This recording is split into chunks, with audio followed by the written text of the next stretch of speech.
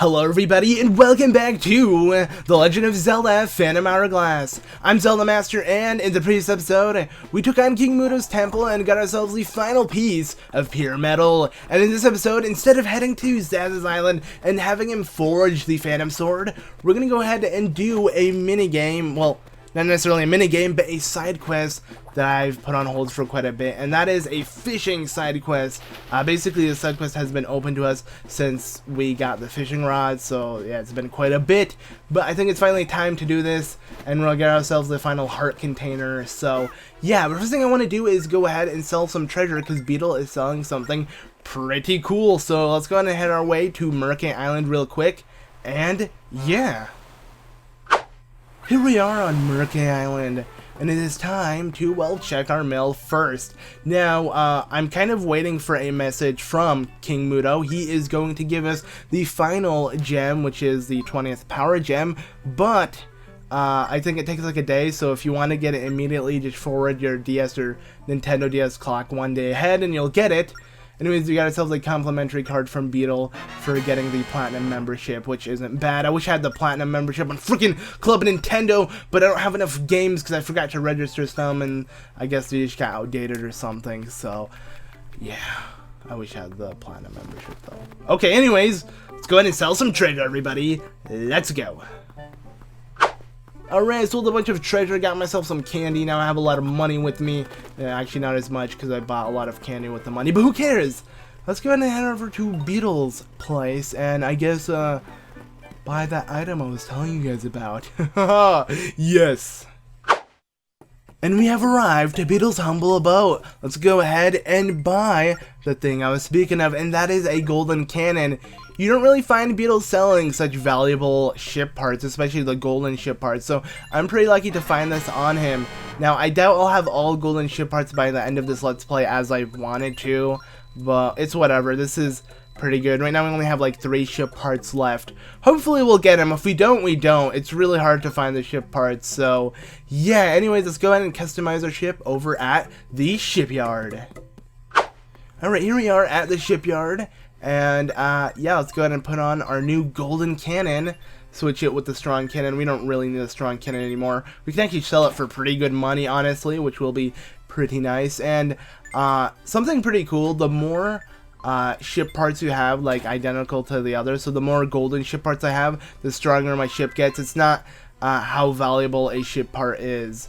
It's just the more you have of one certain thing. As you can tell, yeah, if you combine parts the same set they are, the higher stamina your ship gets. Somebody also told me that in the comments. I wasn't 100% aware of that, so thanks for that, and thank you, guy who customized our ship over at the shipyard, because he also told me it's a pretty neat tip that I never really looked into, surprisingly. But anyways, now it's time to catch the fish, guys. Yeah, let's not dilly-dally. So let's go. Okay, so here we are in the deep blue, and we're ready to fish our first fish. I believe we fished before, though, so we're not going to have the tutorial, because I believe Lineback tells you how to fish the first time you actually go fishing. We caught ourselves a Skippyjack, and I'm going to catch one now again, just so I can show all the fishes we're supposed to catch, even though we already have a Skippyjack, so yeah, it's whatever. So basically, once you make it near a fish shadow, if you click the fish icon, you can easily fish. Then you want to reel it in. Obviously, I have this gauge bar. You don't want to reel it in while it's near the danger sign. And to have it go up to the green part of the gauge bar, you just want to pull the stylus down on the bottom screen so it can slowly go up. As you can tell, the Skippy fish is really easy to catch because it doesn't move a lot. And yeah, there we go. We got ourselves a Skippyjack. Alright, our next fish is going to be a lot more rare. You can catch it right after you catch your first fish, or this might be your first fish. I doubt it, though. Most likely the Skippyjack is the first fish you catch, but you don't have to really do anything. You just want to use your standard fishing rod you got from the Old Wayfarer to find one of these fishes. So just keep sailing the deep blue until you find a fish icon, and you'll notice that this isn't a Skippyjack by the way it moves. As you can tell, it's moving all the directions left and right, and once it jumps out of the water, yeah, it's this giant pink fish. So yeah, this is the Loovar. This fish is the hardest one to catch out of the common fishes you'll find, and the biggest one. There are 3 certain fishes we want to catch. This is the second one. Once we catch this one, we just need to catch one more. and we'll have the 3 common ones, and I'll show you what to do after that. But let's go ahead and catch this one. It's not too hard. You just want to reel the opposite way it yanks the fishing rod, or, you know, we'll go to the danger bar and snap, so you don't want to do that, of course. So just keep reeling this one in. A lot more difficult, but you get the hang of it. Normally you wouldn't have the fish actually snap away from you. That really never happens, because if you just take your time, you'll be fine. So let's go ahead and reel in the final couple yards, and there we go. We got ourselves the Loovar. It's really big. You have to use like an anchor to pick it up, so that's pretty nice. And I guess let's go ahead and show this to Old Wayfarer. Alright, here we are on Banana Island to show the Old Wayfarer. Basically, once you catch the Loovar, you'll get yourself something special. Now, I said there are 3 common fishes. We haven't caught the 3rd one. Basically, the one you want to catch is the Loovar to get this special item from the Old Wayfarer. I will be catching the 3rd common fish, then using what he's going to give us for the more rare fish, and that is, well, if you look here, he will give us this. Yes, big catch lure. Basically with this we can catch the Loovar and the second fish I haven't yet shown a lot easier. We're barely going to find Skippyjacks now because we just have better bait. So that's going to be pretty awesome. But anyways, let's go ahead and catch the 3rd common fish before we start looking for rare ones. So yeah, and obviously I'll show you guys what I mean by that. So the top 3 are the rare ones, or the common ones, and then the 2 on the bottom are the rare ones. So the, you know, there's one in the middle missing on the top screen, and we need to find it. And so we have found said fish. So let's go ahead and start reeling in. Obviously you can't tell by the fish icons, it's random, so it may take a while, but obviously this is post commentary for those of you who don't know, because it took me quite a bit. It took me several hours to do this whole video, to find all the footage and compile it down and stuff, because it's really hard to find the fish, I'll be honest. But luckily we did find the 3rd common fish. It's more likely to be the 2nd common fish, because you find this over the Loovar, but I was lucky and I found the Loovar 2nd. So yeah, and you only need the Loovar to get the new lure for the bait, so that's pretty nice. But anyways, if you keep reeling this in, obviously you can tell by how it looks, and I said obviously really weirdly, but you can tell that it looks different than the Loovar and the Skippyjack, of course. And what is it, you may wonder? Well, we're almost there. Just a couple more yards. It's jumping out like crazy. This is the tuna fish. I like tuna, so yeah. Now onwards to find a more rare fish. Okay, so we're back in the deep blue, and we have found another fish shadow.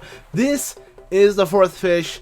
This is the rare one. This is the one we have to catch, so we can do the final fish hunting thing, and we'll get ourselves you know, the special prize for doing this whole side quest, of course, because we're doing this for reward, not just to be a great adventurer and stuff.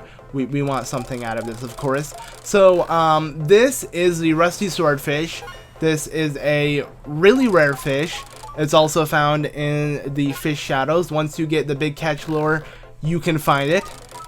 Just, you know, like I said, it's a lot more rare to find, so it takes some time. Of course, you just want to sit down and start selling the deep blue and keep looking for it. Every time you find a fish shadow, try to fish. If it's not it, obviously you can tell by the way it jumps.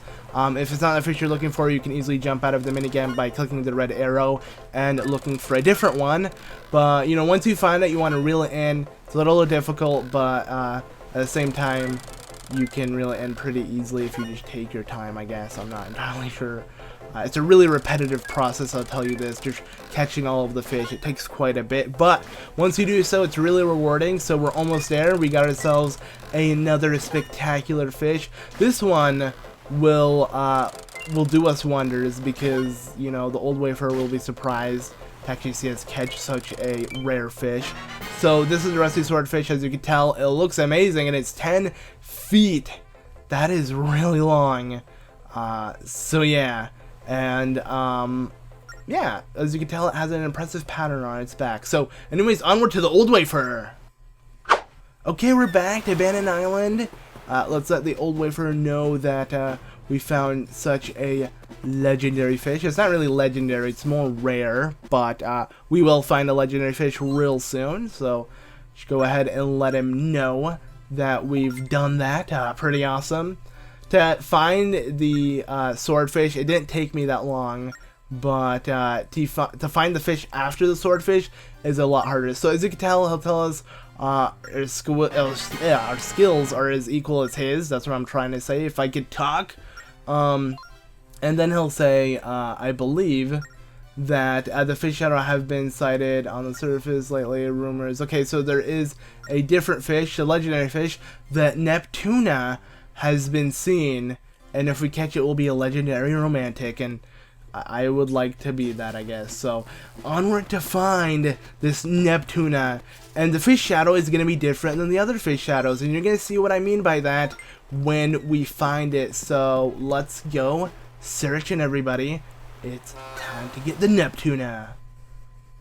Or as you can tell, there are two fish shadows on the screen. Basically, how to get to the Neptuna icon fish shadow thing to appear is to wait in a certain quadrant for a certain period of time, and like a minute or so, and it will appear. So once you head inside that quadrant, you're not gonna find that Neptuna icon, and you just have to wait a bit. So you have to just, you know, sail around the quadrant for a little bit, and it will randomly appear sailing, and it will sail really fast, so you want to catch up to it. As long as you don't leave the quadrant, the fish shadow won't disappear. But here's the thing, what makes it even more difficult to get is that this Neptuna, yes, it's inside the fish shadow that you find, you know, the one with the spike, but the rusty swordfish can also be found inside the Neptuna fish shadow. So yeah, it takes a while to actually find this Neptuna fish. Most of the times when you actually do find that fish shadow, you're gonna end up reeling in a rusty swordfish, so that's gonna suck. So you have to keep looking, and once you find it, it's pretty rewarding though. You can obviously tell it looks different than a rusty swordfish. It has the same look to it, but it's blue, so it's different. And yeah, you just gotta reel in. It's a lot more difficult though, because every time you reel in a yard, it goes all the way down to the danger part of the gauge. So you have to be really slow and just take your time with it, because you don't want the fish line to snap, because it takes a while to find, I'll tell you that. So in total, it took me around 5 hours to do all of this to actually finally find the Neptuna. And yeah, it's pretty rewarding. I mean, granted, you get something that isn't really that big, and I'm just gonna spoil it. It's a heart container. That's why we're still missing one, so we're gonna get the final heart container in this episode. But it's still rewarding to catch such a huge fish, and you're gonna see the look on Link's face once we actually reel it in. Yeah, look at that. He's jumping around, the legendary Neptuna, with 17 feet and 3 inches. That's a little ridiculous, but the Old Wafer will be proud. So I believe we're gonna go ahead and show it to him and become the, you know, the romantic he was talking about. Alright, so we are back to Banana Island. Let's go ahead and get showing him the goodie stuff. You know, the Neptuna, of course, that we caught. And yeah, so hey, what's up, Old Wafer? How's it going, gnarly dude stuff, skateboarding, snorting pop? Have you snorted pop? I did. It hurts your nose, so don't do that. It's weird. Okay, anyways, so yeah, there we go. We have an adventurous heart, and yeah, we're gonna get an adventure gift thing, whatever he said. I'm not really reading the dialogue. We get the heart container I was talking about. Whoa, we did it. And yeah, that does that, guys. And yeah, bravo, young man. You followed your heart. You are truly the legendary romantic. Thank you so much. Thank you for coming, guys. But wait a second. Look at that. See that poster behind that chest? Is it me? Or does that look exactly like Dora the Explorer? I mean, the Old Wafer is an explorer slash adventurer, so you think Nintendo maybe was doing a reference and putting Dora the Explorer? I don't know. It looks a lot like it though. Anyways, with that done, let's go ahead and head to an island that I should be heading to end off this episode, and you're gonna see what it is in just a second. It is Spirit Island, everybody. We've been here before when we had 10 gems of each, and now we have 20 of each. Well, actually 19 of the spirit of power gems, of course. So the power gems, basically the power gems of the spirit gems, the power spirit gems, whatever. So obviously, you know, in between this whole grind of looking for the fishes and stuff, I went ahead and bought a bunch of cool things from Beetle, and he gave me the VIP mail, and that's not something I actually wanted. I'm gonna go ahead and exit really quick and then jump back out like this, and the reason is so, you know, the mailbox can kind of like refresh, and that way if I do have a new letter I will get it. So this is from King Mudo, and this is the thing I was waiting for. If you don't get this instantly right after the temple, just forward your DS clock to 1 day ahead, and you should get this in the mail, and that is the final power gem. So there we go, we are 100% done with collecting all of the gems. We're pretty much done with everything. We 100% everything we can within this game. Obviously the treasure and ship parts aren't really a part of the 100% completion, but everything else has been completed. So there we go, 20 gems of each. That's pretty exciting. Let's go ahead and upgrade them now to the fountain and see what the special powers are. Obviously they're going to be the same powers, just slightly stronger. I'm most likely going to keep using the Spirit of Power Leaf with me because I like power. Let's go ahead and upgrade that one first as well because it's just so badass. I love red, but I like green at the same time, but the courage isn't as cool. I mean, don't get me wrong, I like Ciela. Ciela is basically your sidekick fairy. Leaf and Neri are helpful, but they're not nearly as helpful as Ciela, because Ciela, you know, you started out the game with, and she's the one who kind of follows you everywhere and is in all of the gushy moments and stuff. But I don't know, I just like power. I prefer Leaf, and it has a better spell. Maybe I just like the red fairy. I think it looks pretty badass. Having a yellowish fairy kind of reminds me of Navi, and to me that's not that new. So yeah, I like blue. But blue is just too blue to be a fairy, honestly. I just like really dark red, I guess. But yeah, there we go. So we got the Spirit of Wisdom. And now, let's go ahead and upgrade the final one. And as you can tell, my sword, it's on fire. It has a lot more fire than it did before. That's obviously with the powered up spirit with all 20 spirit gems. So basically, it just does additional damage. I'll show you how they all look right after I upgrade Ciela really quick. So there we go. Ciela has been also tapped into her full power, so that's pretty cool. We are now done. Look at how cool this flame sword looks. Yeah, it's pretty badass. A lot more fire on it right now. I feel like I can start a forest fire, but that's whatever. Okay, let's go ahead and use the courage one real quick. Okay, so I think I accidentally didn't even click it for some reason. There we go. Let's go ahead and actually have it selected.